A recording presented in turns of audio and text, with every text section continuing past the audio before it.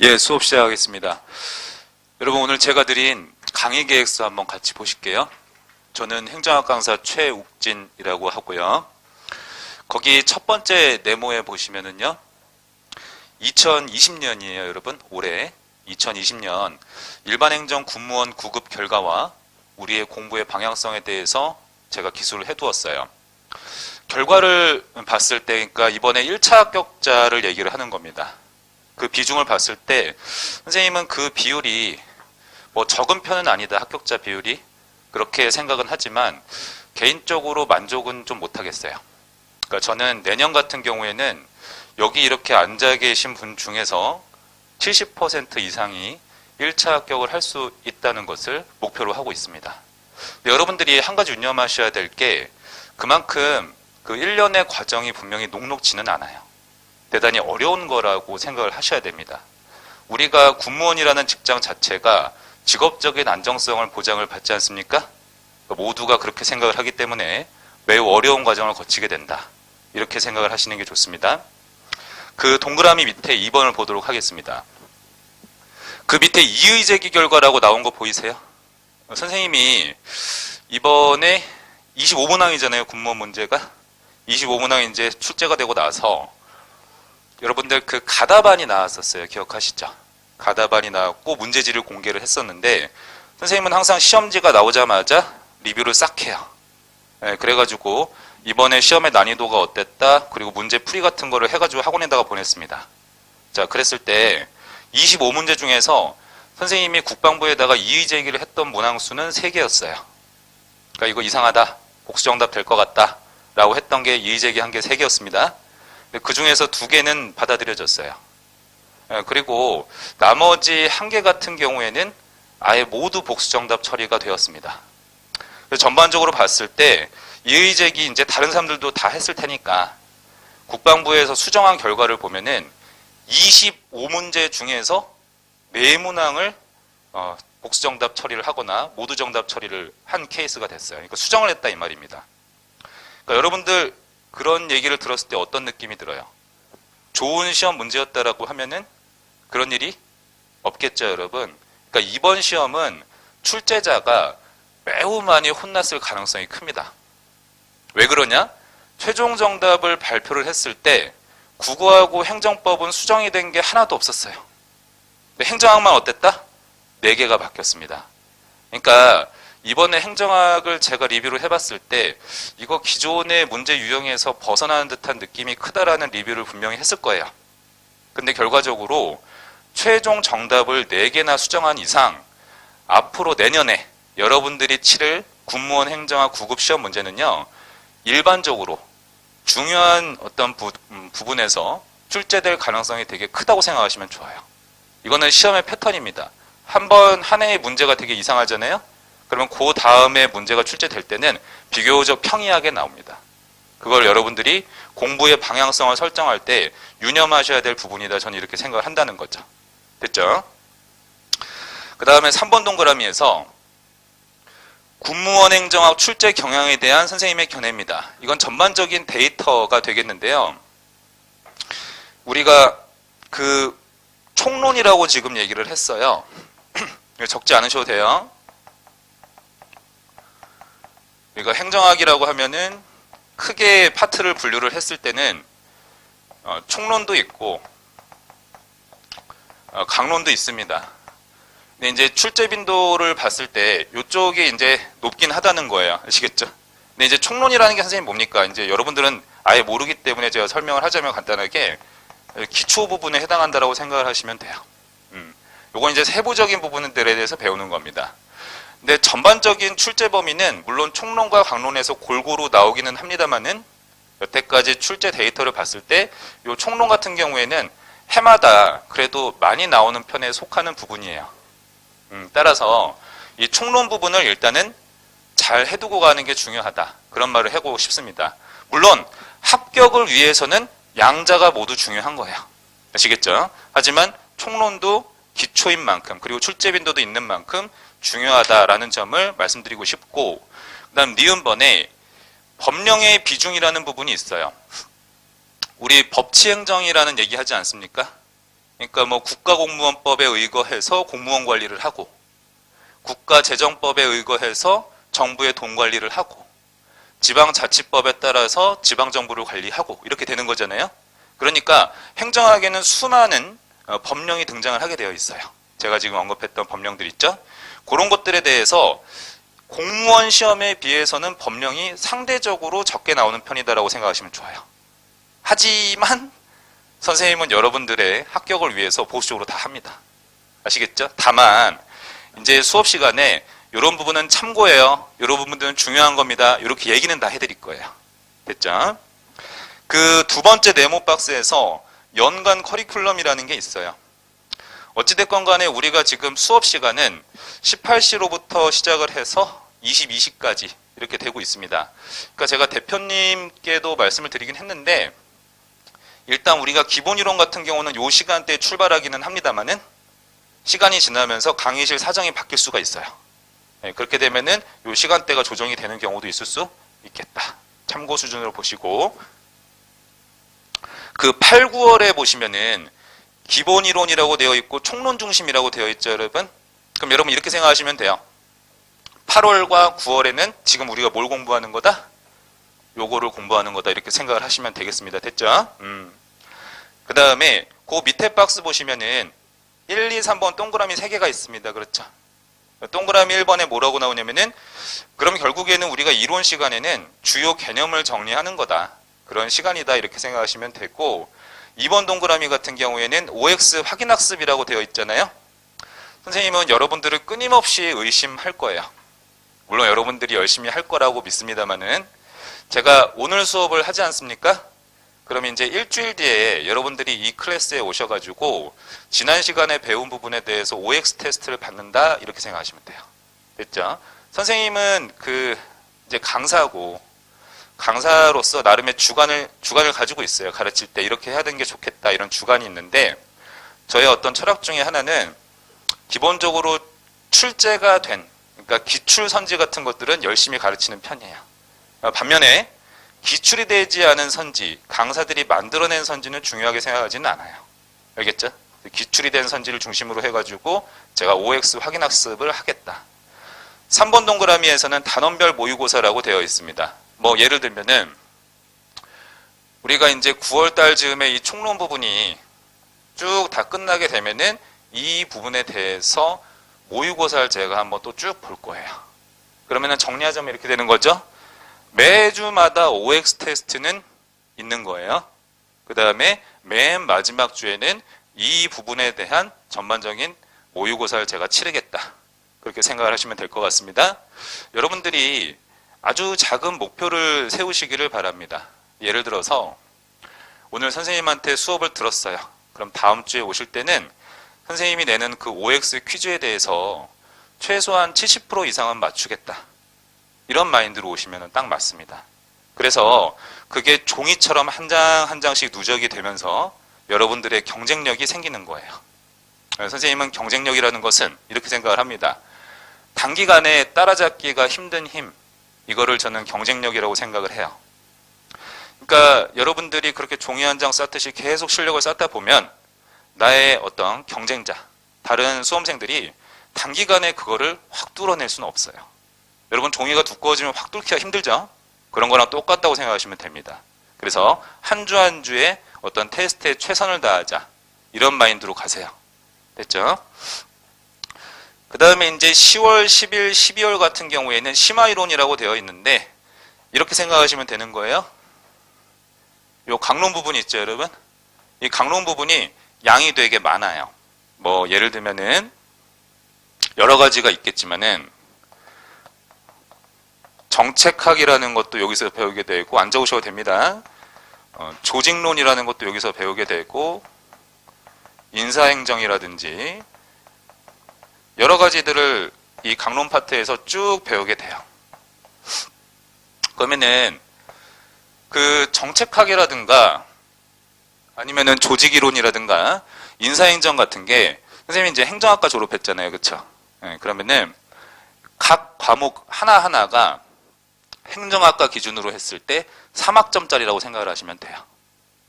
그러니까 3학점짜리 과목들을 갖다가 쭉 배워나가는 거다. 굉장히 분량이 많습니다. 이거를 10월로부터 12월 동안에 쭉 한번 훑게 된다 이렇게 생각하시면 돼요. 그리고 선생님 교재를 보시면 알겠지만은 이따가 같이 보겠지만 지금 뭐 안 펴도 돼요. 안 펴도 됩니다.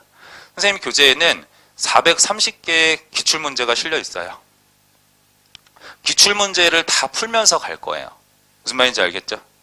제가 여기 앞서 이 클래스에서 저랑 같이 요즘에 시작을 해가지고 딱 이쯤에 시작을 한 거죠. 딱 1년 정도 지났을 때 붙었던 친구들이 어떤 거를 경험을 한 거냐면은 이런 이론 수업을 들었고 그 다음에 기출문제를 대략 2000개를 풀었습니다. 아시겠죠? 이 2000개 정도를 문제를 풀고 각각의 이론에 대해서 내용 정리가 어느 정도 되어 있으면은 웬만한 점수가 안 나오기가 쉽지가 않습니다. 아시겠죠? 근데 이 2000개 중에서 430개가 어디에 있는 거다? 기본서에 실려 있는 거예요. 알겠죠? 제가 왜 기본서에다가 430개나 되는 기출문제를 실어놨냐면은 이유는 되게 간단해요. 우리가 이 이론 수업이 다 끝나고 나서 그러면은 단원별 기출문제 풀이 클래스로 들어간단 말이에요. 그렇게 됐을 때 기출문제를 전혀 접해보지 않은 상황에서 단원별 기출문제를 들어가게 되면은 정답률이 좋지가 않아요. 그렇겠죠, 여러분? 상식적으로? 그렇기 때문에 어느 정도의 분량을 끝낸 상태에서 이거를 이제 우리가 습득하려고 노력을 해야 됩니다. 그런 계획에서 이 기본서에다가 430개 정도의 기본 어떤 기출문제를 실어놨다. 이렇게 생각하시면 되고 이 부분을 아주 성실하게 공부를 하셔야 됩니다. 기출문제에 대해서. 그러면 1, 2월 그리고 3, 4월, 5, 6월에 되면은 단원별 기출문제를 각 한 권씩 쭉쭉 끝내나가는 거예요. 그러면 어떻게 되는 거예요, 여러분? 문제풀이로만 3회독이 쭉 돌아가는 거잖아요. 그렇죠?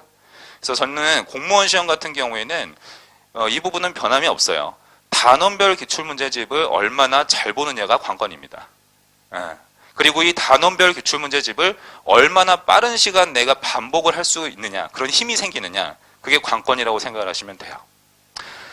우리가 이렇게 이론서가 있고 기출문제가 있지 않습니까? 그럼 여러분들이 복습을 하실 때, 이따가도 또 얘기를 하겠지만, 복습을 하실 때 제일 먼저 첫 번째로 중요한 거는 뭐냐면은 문제풀이, 그리고 이거를 반복하는 게 가장 중요한 거예요. 여기에서 복습하라는 의미가 제가 오늘 목표 진도로 잡은 게 대략 한 37페이지 정도까지예요. 그러면은 37페이지까지 나와 있는 날개에 있는 기출문제가 있겠죠. 복습하실 때 딴 생각하지 말고 그 문제를 풀고 이해하려고 노력하라는 뜻이에요. 그게 첫 번째예요. 알겠죠? 그러니까 막 이론서에 있는 내용을 갖다가 너무 치중해서 공부하려고 하기보다는 내가 날개에 있는 문제를 제대로 이해했는지가 굉장히 중요하다라는 얘기를 하는 겁니다. 그 다음에 이게 이제 풀다가 이해가 잘 안 됐어. 문제를 풀고 반복하는데 이해가 잘 안 됐어. 그러면 그땐 어떻게 하는 거예요? 기본서를 참고하는 거예요. 이런 식으로 공부하셔야지 속도가 빠릅니다. 아시겠죠? 의외로 복습하는 방법에 대해서 선생님 잘 모르겠어요. 이런 친구들이 많아서 하는 말이에요. 제가 이런 얘기는 자주 해드릴 겁니다. 그리고 이제 다음 주부터는 OX 테스트 같은 것도 할 거잖아요. 그러면은 그 OX 지문 같은 거 열심히 보시고 어찌됐건 간에 문제 중심으로 해서 처음부터 접근하려고 노력을 해야 된다는 거예요. 됐죠? 그 다음에 7월 달에는 이렇게 총정리를 한번 들어가는 시간을 가져보겠다고 잠정적인 계획을 잡고 있습니다. 지금 보면은 1, 2월 같은 경우에는 예를 들어서 단원별 기출문제 1권, 3, 4월에는 2권, 5, 6월에는 3권 이렇게 돼 있죠? 각각의 단원별 기출문제집마다 400문제에서 500문제가 들어있다고 생각하시면 돼요. 됐죠? 예, 그렇게 해서 우리가 다루는 문항수는 대단히 충분하다. 세 번째 네모에서 강의 계획을 한번 보겠습니다. 교재는 여러분들 지금 가지고 계시는 체육진행정학 교재로 시행을 할 거고요. 시간을 보면은 매주 월요일 지금 이 시간부터 22시까지 4시간입니다. 그래서 제가 약 28시간 동안 뭐를 끝낸다? 이 총론을 끝낸다라고 생각하시면 돼요. 알겠죠? 예, 딱 그 얘기입니다. 그래서 수협의 개요는 챙정학 총론을 우리가 끝내보겠다라는 것이 되겠고 1주차로부터 7주차까지 쭉 제가 챕터를 적어 두었습니다. 근데 제 생각에는 상황에 따라 좀 다를 수 있긴 하지만 요 7주가 좀 덜 걸릴 수도 있어요. 알겠죠? 보수적으로 한번 제가 생각을 해본 것이고 맨 마지막 주차에는 어쨌건에 우리가 뭘 본다? 모의고사를 한번 치르겠다 그 뜻입니다.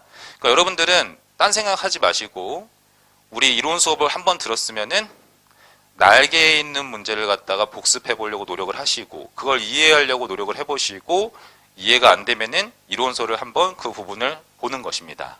그리고 다음 주에 있을 OX 퀴즈에 대해서 한번 대비해 보는 시간을 갖는 것이죠. 이런 식으로 공부를 해오시면 되는 거예요. 한 주 한 주. 그게 쌓이면은 어느 순간 경쟁력을 갖춘 쉽게 따라잡기가 힘든 그런 수험생이 되실 거예요. 자, 그 다음에 네 번째 네모에 보시면은요, 소통 방법이라고 있습니다. 선생님이 여러분들하고 뭐 개인적인 얘기도 이렇게 우리가 한 클래스에서 같이 뭐 지내다 보고 하면은 상담을 통해서 할 수도 있고 그럴 수 있습니다. 근데 저는 이 수험생과 강사 간에 제일 중요한 의사소통은 뭐라고 생각을 하냐면은 모르는 것에 대해서 학생은 묻고 이 우리가 배우는 거에 대해서 그리고 거기에 대해서 강사가 설명을 해주는 그런 의사소통 공간이 되게 중요하다고 생각을 해요. 해서 선생님 거기 블로그가 하나가 있어요. 그래서 이거를 여러분들이 활용을 하시는데 제가 당구장 표시해 두었습니다. 다음 사이트에서 체육진행정학을 검색을 하시게 되면은 제 블로그 이제 링크가 뜰 거예요. 그러면 그거를 클릭을 해서 들어가시면은 안부글 게시판에다가 굳이 회원가입이 필요가 없으세요. 그냥 거기다가 질문이 있으면 쓰시면 됩니다. 비밀도 가능해요. 그러니까 편안하게 여러분들이 배우고 있다가 모르는 내용이 있으면 거기다 물어주시면 됩니다. 다만 이런 게 있어요. 이 블로그에서 안부글 게시판을 잘 못 찾는 친구들이 있어요. 그래서 제가 그거 하나 설명을 할게요. 이 PC 버전의 블로그 사이트가 있고, 그 다음에 핸드폰 버전으로 이제 들어갔을 때, 그 안부글 게시판 위치가 달라요.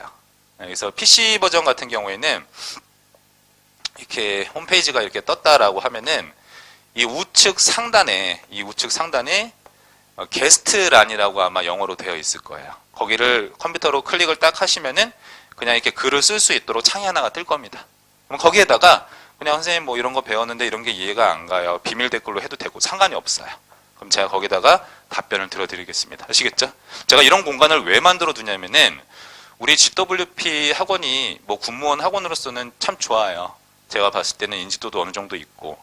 한 가지 이제 아쉬운 점인 거죠. 학생들의 질문을 갖다가 받기가 좀 쉽지 않습니다. 여러분들이 나중에 공부하다 보면은 그걸 느낄 거예요. 그러니까 실강일 때는 당연히 해도 되는데 그게 아니라 혼자 공부할 때 얘기하는 겁니다. 그래서 선생님이 이거를 따로 만든 거예요. 아시겠죠? 그래서 행정학 같은 경우에는 이렇게 우측 상단에 블로그에 들어가서 클릭하면 되시고, 핸드폰 같은 경우에는 이제 핸드폰으로 이제 체육진행정을 들어갔다. 이렇게 체육진행정학 뭐 이렇게 써 있을 겁니다. 그럼 여기 네모가 우측 하단에 4개가 있을 거예요. 아시겠죠? 그럼 이 중에서 두 번째가 이제 안부 게시판이 되는 거예요. 클릭을 딱 하시면은 또 이 글을 쓸 수 있는 란이 바로 뜹니다. 아시겠죠? 요거는 제일 중요한 의사소통이에요. 여러분하고 저하고. 알겠죠? 그리고 뭐 비밀 댓글도 얼마든지 가능하니까 여러분들이 공부하시다가 뭐 힘든 점이 있거나 개인적으로 물어보고 싶거나 이런 것들이 있으면은 얼마든지 이렇게 활용을 해서 저한테 접근을 하시면 됩니다. 제가 이거를 왜 활용을 하냐면은 선생님 요즘에 그 다 핸드폰 쓰시잖아요. 그렇죠? 그러니까 선생님 입장에서도 여러분들이 이거 글을 쓰게 되면은 핸드폰으로 알림 문자가 와요. 그러니까 선생님이 인지가 빠르다는 뜻이에요. 인지가. 근데 학원 홈페이지에다 올리면 선생님한테 그런 게 안 와요. 그렇기 때문에 여러분들하고 소통을 원활하게 하기 위해서 이런 거 하나 만들어 뒀어요. 중요한 얘기 같습니다.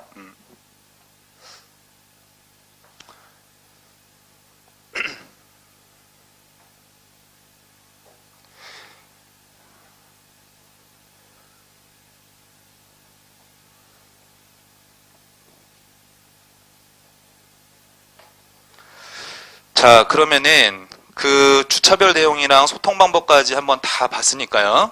선생님이랑 교재를 한번 펼쳐보도록 하겠습니다.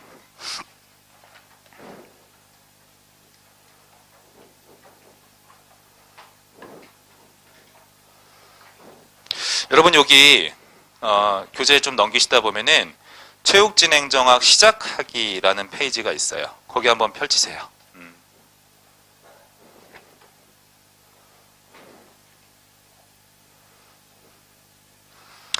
그 시작하기에 보시면은 1번에 행정학 공부의 이정표라고 되어 있고 덜어내기와 채워넣기라고 되어 있습니다. 그러니까 결국에는 우리가 시험에서 중요한 것은 중요한 부분을 많이 반복하는 거예요. 그게 가장 핵심입니다. 근데 이제 중요한 부분은 여러분들이 어떤 게 중요한지 잘 모르시잖아요. 그러면 그거 중요한 부분은 누가 알려줘야 돼요? 선생님이 알려줘야 되는 거예요. 그걸 갖다가 선생님이 덜어내기 이렇게 표현을 하는 겁니다. 중요한 부분을 갖다가 제가 언제 덜어내드리는 겁니까? 이론 수업 때 덜어내는 거예요. 알겠죠? 이런 부분 중요해. 이런 부분 중요하다. 이렇게 제가 설명을 하는 겁니다. 그럼 채워넣기라고 되어 있잖아요. 채워넣기. 그럼 채워넣기는 곧 뭐라고 생각하시면 되냐면 문제풀이라고 보시면 돼요. 문제풀이. 그러니까 이론 수업 때 중요한 부분은 이제 얼추 쭉 다뤘어. 그러면 거기 말고 좀 부수적인 내용에 대해서는 문제풀이를 통해 가지고 내가 조금씩 확장해 나간다라고 생각하시면 돼요. 예를 들어서 이런 얘기 하고 싶은 거예요, 선생님은. 행정학이라는 과목이 있는데 범위가 되게 넓다라고 생각을 하시면 돼요. 되게 넓은데 이 중에서 70점에서 80점을 차지하는 요 중요한 부분이 분명히 있을 겁니다. 100점 중에서. 그럼 이 부분은 반복해서 출제가 많이 되는 부분이라고 생각을 하시면 돼요. 중요한 부분인 거죠. 이걸 제가 이론 수업 때 잘 솎아드리는 거예요. 이게 덜어내기예요. 그 다음에 이런 부분들 같은 경우에 이제 덜 중요한 부분이겠죠. 그러면은 처음부터 이걸 다 하면은 머리에 입력이 잘 안 돼. 그러니까 요거 위주로 열심히 하다가 문제풀이를 하면서 이쪽으로 이렇게 확장해 나간다라는 것을 제가 채워넣기 이렇게 한다는 겁니다. 그래서 만약에 행정학 공부를 갖다가 똑같이 하더라도 저는 순서상으로 보면 이렇게 되는 거잖아요. 요거를 처음에 하고 그 다음에 요걸 두 번째 이렇게 하는 거지 않습니까? 그쵸? 근데 어떤 친구들 혹은 뭐 강사의 생각마다 다를 수 있겠지만은 이거를 이렇게 이런 순서로 가게 되면은 전부 다 하는 식으로 가게 되면 이게 결과가 별로 안 좋다는 거예요. 최대한 이 처음에 하는 부분에 대해서 인지를 하고 반복을 많이 하는 연습을 이론 수업 때 하는 게 되게 중요하다. 이게 덜어내기. 그다음에 문제 풀면서 두 번째 걸 한다. 이게 채워넣기. 이게 이제 행정학 공부의 저의 큰 방향성이라고 보시면 되는 겁니다. 좋아요. 그 다음에 그 다음 페이지, 옆에 페이지를 한번 볼게요. 소통 방법 같은 경우에는 아까 이메일도 제가 적어두긴 했고요. 그 블로그를 많이 활용을 하세요. 그리고 유튜브 같은 경우에는 선생님이 채널을 아직 활성화하진 않았어요. 다만 선생님이 이런 거는 필요한 거니까 여러분들 가서 한번 보세요 라고 할 만한 거를 올렸을 때는 여러분들께 말씀을 드릴게요. 필요한 게 올라갔을 때. 아시겠죠? 제가 이번에 이제 선생님이 공무원 쪽에서도 수업을 하니까 그리고 군무원 쪽에서도 이렇게 GWP에서 하고 있고 합격자, 이제 합격 예정자들, 공무원 같은 경우에는 우리가 내일 합격자가 발표일 거예요, 아마. 근데 이제 지난주에 한번 만났어요. 이제 합격에 자신이 있는 친구들이니까 왔겠죠. 그 친구들이나 아니면 여기 군무원 학원에서 합격했던 친구들이나 조금 처음 공부하는 친구들을 위해서 해주고 싶은 말 같은 거에 대해서 제가 인터뷰를 좀 요청을 할까 고민 중에 있습니다. 그래서 해줘야 돼, 물론 해줘야 되는 거겠지만은 안 해줄 수도 있겠지만은 선생님 생각에 한번 요청을 해볼 생각이에요. 그래서 여러분들이 시행착오를 좀 줄일 수 있는 부분이 있으면은 학생들의 어떤 얘기를 들을 수 있게끔 해봐야 되겠다 이런 생각을 하고 있어요. 자, 그 다음에 네 번째 행정학 오리엔테이션이라고 되어 있네요. 이제 들어가 보도록 하겠습니다. 전반적으로 행정이라는 건 이런 거고 행정학이라는 건 이런 거다라고 하면서 한번 이렇게 쭉 몸 푸는 시간이라고 생각을 하시면 돼요.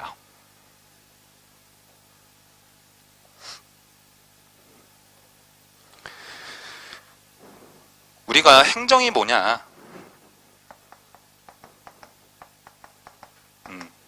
행정이 뭐냐라고 하면은 다양한 표현이 가능해요. 다양한 표현이 가능한데 결국에는 조금 쉽게 접근을 하자면은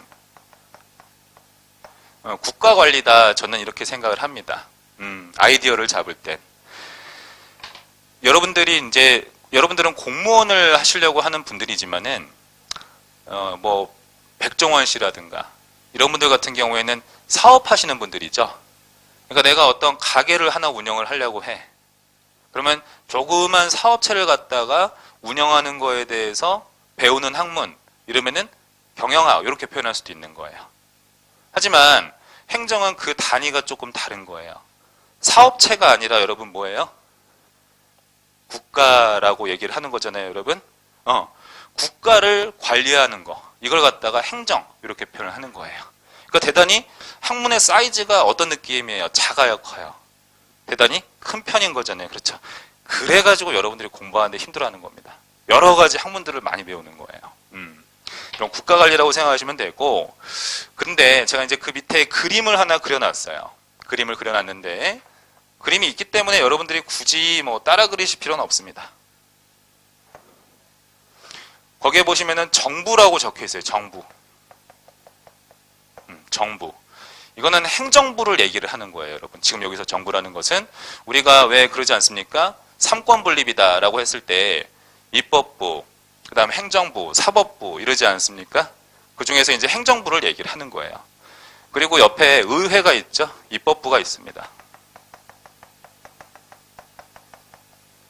네.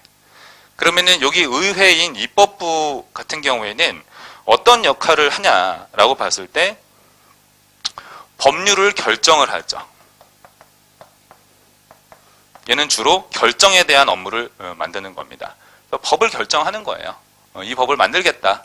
의원들끼리 만드는 거죠. 그럼 행정부는 입법부에서 결정한 내용을 갖다가 어떻게 하면 돼요, 여러분? 그렇죠. 얘는 집행만 잘하면 돼요. 이게 본연 원래의 의무라고 생각하시면 됩니다. 원래의 의무. 그 다음에 이제 사법부도 있네요. 여러분 그 그림에 보니까 얘 같은 경우에는 이제 판단을 해주는 거죠. 행정부가 입법부에서 내린 결정대로 잘 집행을 하고 있는지를 판단해 줄 수 있는 기관, 이러면은 사법부 이렇게 생각을 하시면 되는 거예요. 그렇잖아요? 이게 이제 삼권 분립 체제다 이렇게 얘기를 하는 것이죠.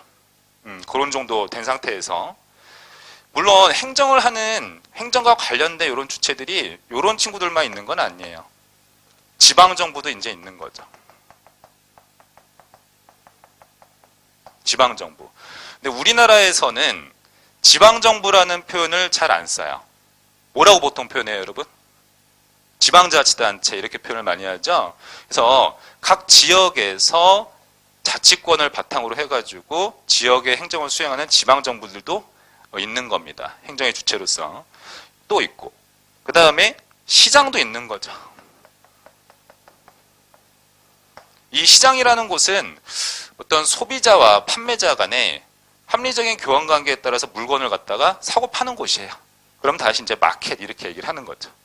그리고 이제 여기 이제 시민사회라는 공간도 있다 이렇게 얘기를 했어요. 이 시민사회라는 곳은 여러분들과 제가 속해 있는 공간 이렇게 생각하시면 되겠습니다.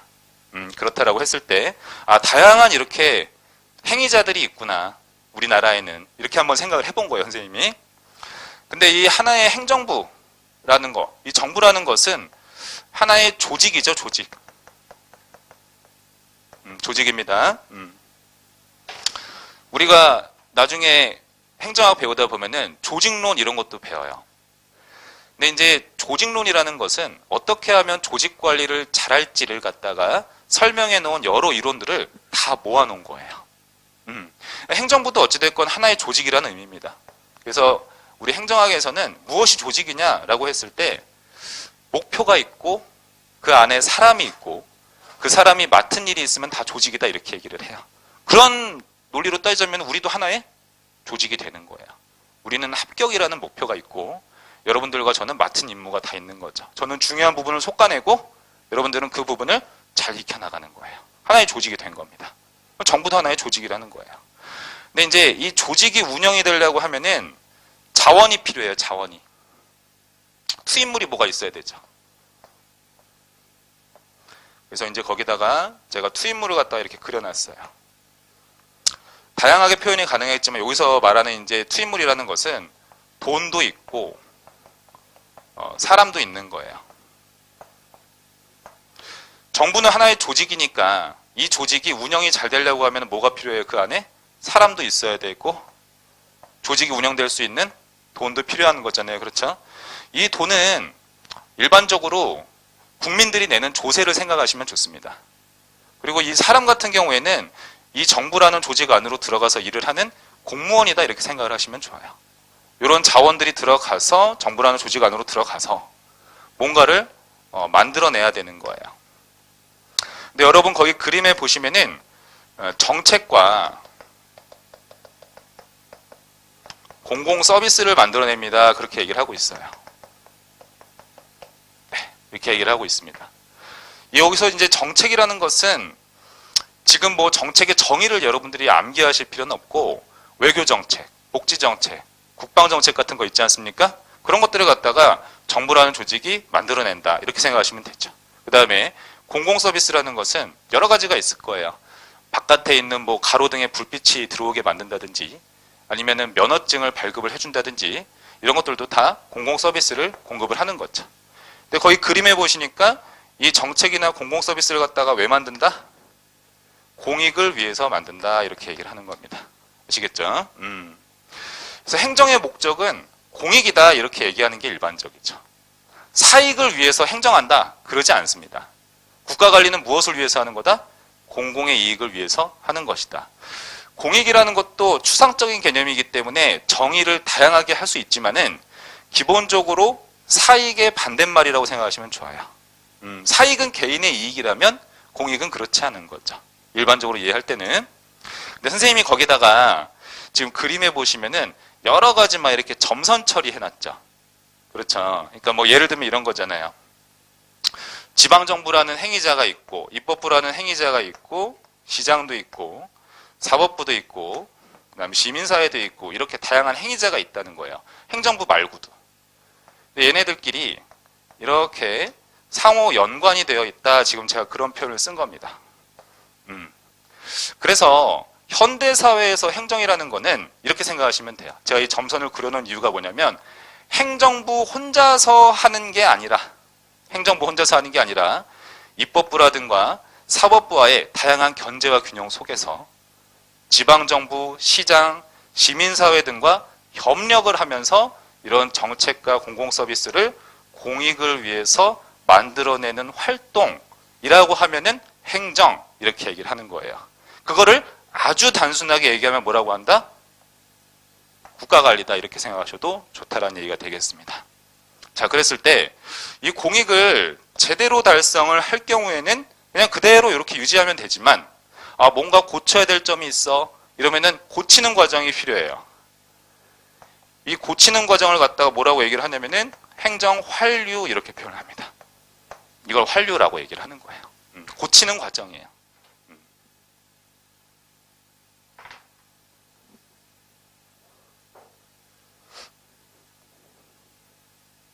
네, 천천히 적으시고요. 오늘은 좀 편안하게 접근하셔도 좋아요. 그런 상태에서 그 4번 행정학 오리엔테이션이라고 되어 있고 네모 박스 하나 나오죠. 그 밑에 첫 번째 점에 뭐라고 나오냐면 제가 읽어볼게요. 행정 이렇게 돼 있어요. 저 한번 볼게요, 여러분.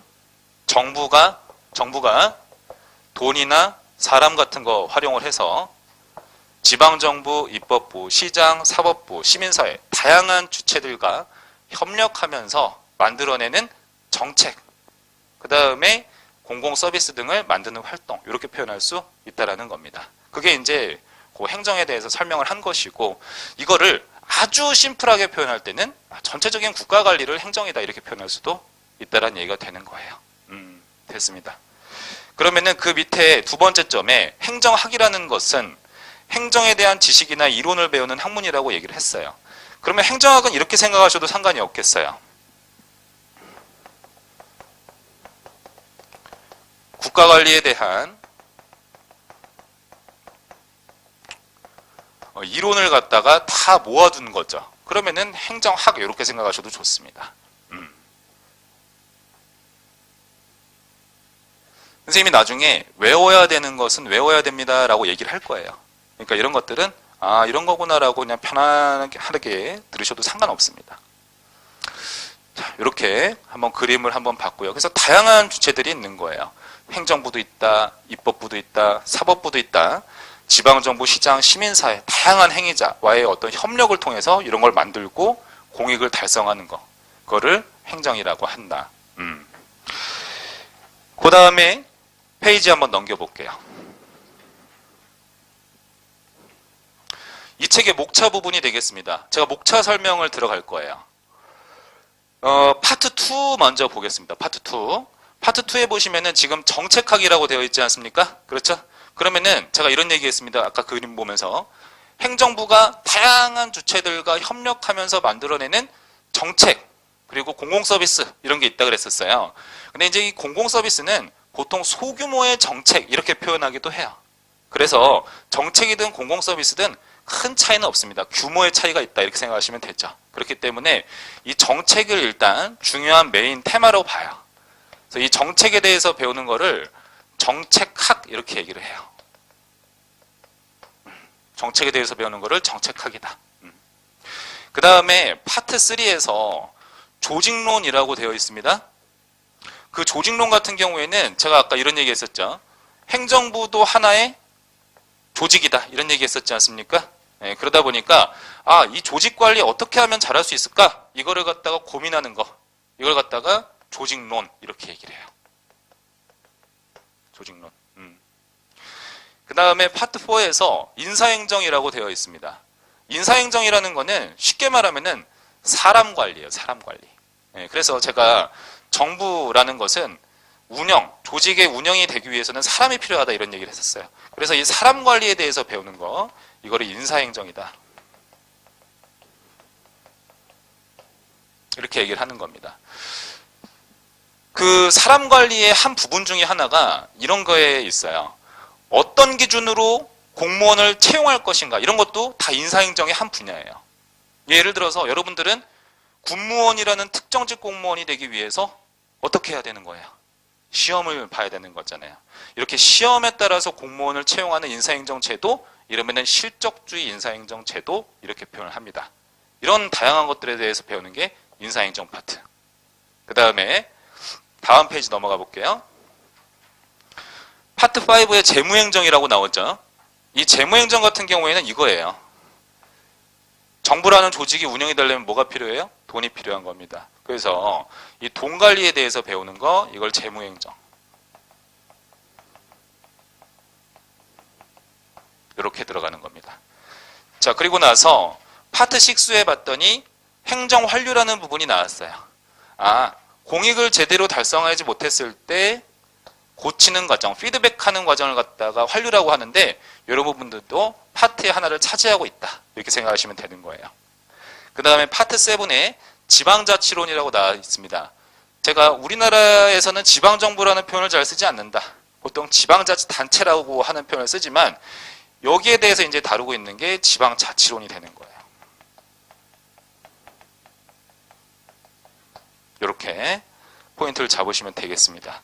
그 다음에 파트 8에서 보시면은 각종 제도 및 법령 등에 대해서 제가 이제 따로 모아두었는데, 예를 들면은 뭐 공공기관의 운영에 관한 법률이라든지 이런 것들에 대해서 다양한 법률에 대해서 쭉 모아둔 거예요.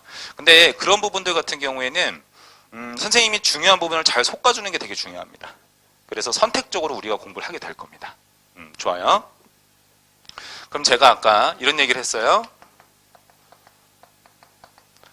행정학이라는 것은 시험의 범위로 봤을 때 총론도 있고 강론도 있다, 이 얘기를 했었어요. 근데 강론이라는 거는 지금 보니까 지금 주황색으로 쓴 글씨들이 있죠.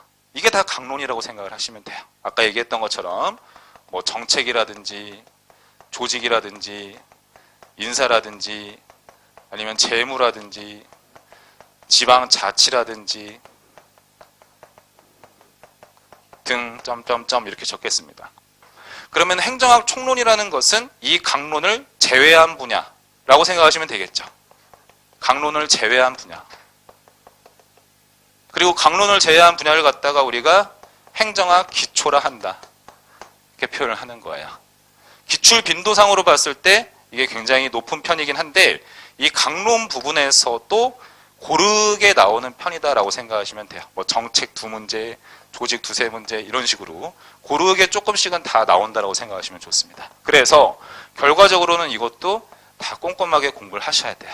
하여 총론과 강론을 모두 다 이제 다 공부를 하는 게 군무원 행정학의 전체적인 시험 범위다 이렇게 보시면 좋겠습니다. 됐죠? 됐습니다. 그러면은 제가 목차 설명은 쭉 한 것 같아요. 12페이지 들어갈게요.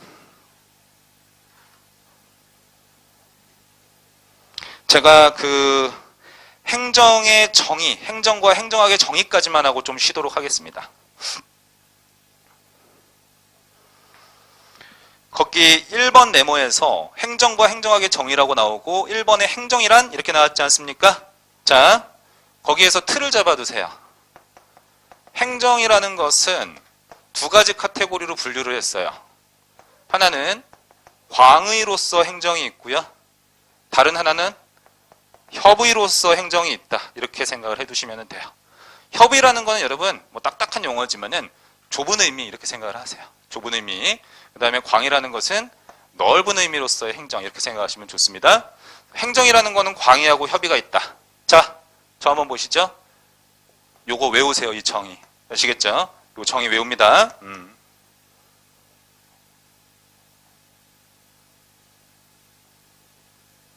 자, 그랬더니 광의로서 행정이 되게 단순합니다.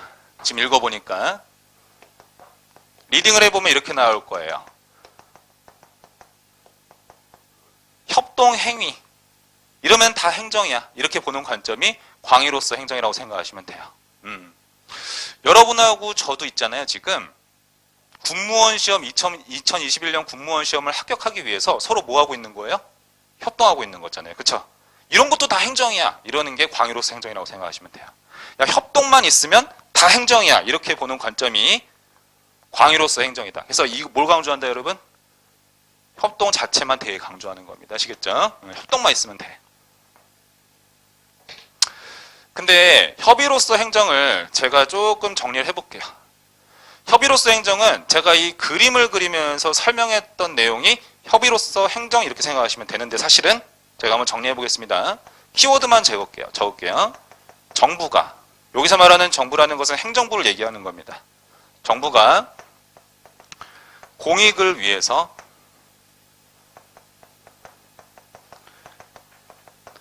다양한 주체와 협업하면서 행하는 정책 및 관리 활동,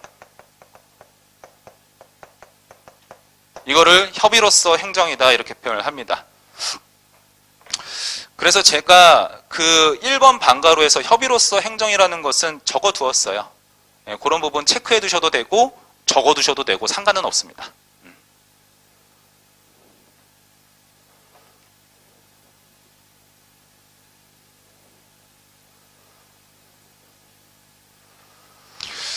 저 한번 보겠습니다.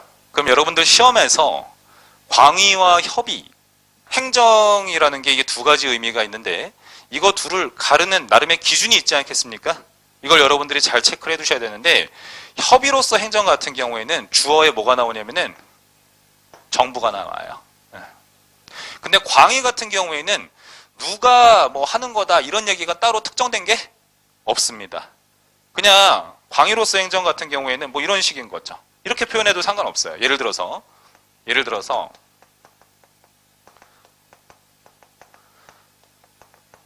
두 사람 이상에서 합리적인 목적을 달성하기 위해서 협동하는 거, 이러면 이건 또 광의로서 행정의 의미라고 보시면 좋아요. 그러니까 예를 들어서 광의로서 행정은 두 사람 이상 뭐 이런 식으로 표현할 수도 있는 거죠. 하지만 협의로서 행정 같은 경우에는 정부라는 표현이 딱 들어가는구나. 이렇게 정리를 해두라는 거예요. 선생님이 됐어요. 자, 근데 저 얘기를 갖다가 제가 조금 더 부연 설명을 한번 하겠습니다. 이 정책이라는 거를 만드는 거는 제가 그림에서 설명을 했으니까 뭐 그렇겠네 이런 생각이 드는데 뭐 국방정책도 만들고 복지정책도 만드니까 뭐 이해가 되는데 이거 지금 요거 한번 보세요. 요거 관리활동 이런 얘기가 나왔죠. 이 관리활동이라는 게 예를 들면은 그런 거예요. 제가 아까 돈 관리를 하는 거를 갖다가 재무행정 이런 표현 썼었죠. 그래서 행정을 하기 위해서는 돈 관리도 해야 되고 무슨 관리도 해야 된다? 사람 관리도 해야 되는 거잖아요. 그렇죠? 그 다음에 조직 관리도 해야 되는 거예요. 이런 관리를 얘기를 하는 겁니다. 아시겠죠? 그리고 이제 다양한 주체와 협업을 한다라고 표현을 했어요. 여기서 이제 다양한 주체라는 것은 물론 저게 다양한 주체가 있죠. 뭐 시장도 있고 시민사회도 있고 지방정부도 있고 다양한 주체가 있지 않습니까? 이런 걸 협동한다라고 표현하는 건데 자, 이 중에서 특히 정부, 시민사회, 시장 간 협업 이 다양한 주체와 협업한다는 이 표현이 일반적으로는 뭘 표현하는 거냐면은 정부, 시민사회, 시장 간의 협업을 의미한다. 이렇게 생각을 하시면 좋아요. 그리고 이거를 또 전공용어로 뭐라고 얘기를 하냐면은 거버넌스 이렇게 표현합니다. 적어두시기 바랍니다.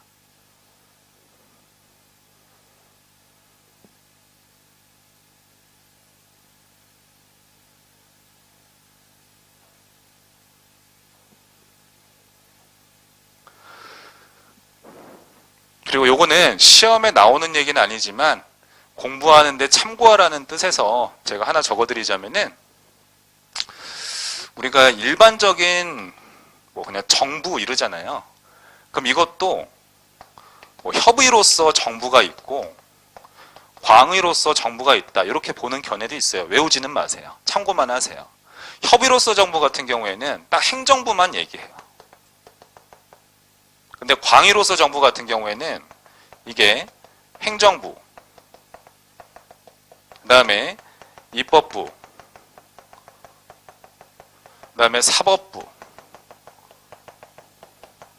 요 세 개를 모두 다 의미합니다. 아시겠죠? 이걸 갖다가 정부 이렇게 표현할 수도 있어요. 그래서 정부, 시민사회, 시장 간의 협력 활동을 갖다가 거버넌스라고 행정학에서는 표현을 하고 있습니다. 다 같이 한번 따라해 볼까요? 뭐라고 한다고요? 좋습니다. 거버넌스라고 하는 거예요. 거버넌스는 정부, 시장, 시장 간의 협업, 협치다. 반드시 외워두시기 바랍니다. 거버넌스의 개념도.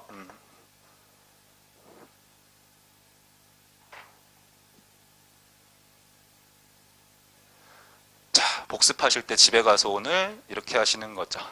행정이라는 걸 오늘 배웠는데 협의로서 행정이 있고 광의로서 행정이 있다.